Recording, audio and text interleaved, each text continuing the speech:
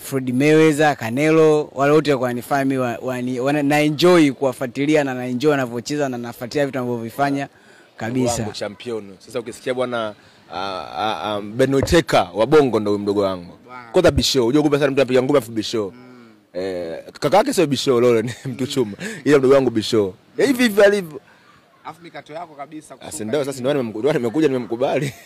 Bondia sio lazima mchafu, lazima smart na sitaki kutulia Bisho nini mademu nini. Tukademu wako mzuri akishika anapiga ngoma. Watu wajua bondia kwamba ndio ile muda wote umekuombeka kama. Bondia wengi sana mimi sipendaga mabondia masela mavyo wale. Siku nitapiga. Sio kaniandama kwanza kina pengo ongo. Oye, aina noma. Bana mkali wenu ni bondia ambaye amekutangulia kidogo, amekuja hapa kukupa hype. Imekupa nini kwenye game yako?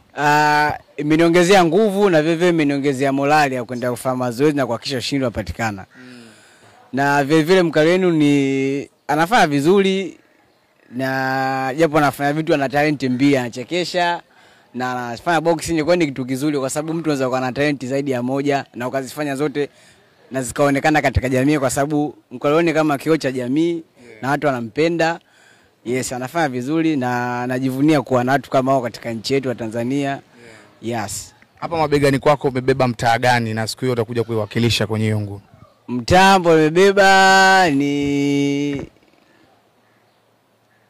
Kibaha. So Kibaha yani kwa mabegani siku hiyo. Kibaha kwa mabegani na kabisa watu wajue kabisa kwamba Kibaha ni mji ambao unakuwa kwa kasi. Kwa hiyo tunatarajia tu kama sisi ndio tufanye promotion katika mkoa wetu wa Kibaha na vile vile tunahitaji tufanye vizuri kabisa ndani na nje.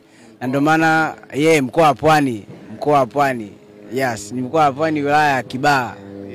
Kwa hiyo Kibaha wote nipo mabegani mwao hapa nimewabeba na siku hiyo utawaona akija kabisa pale na shangwe vitu kama hivyo.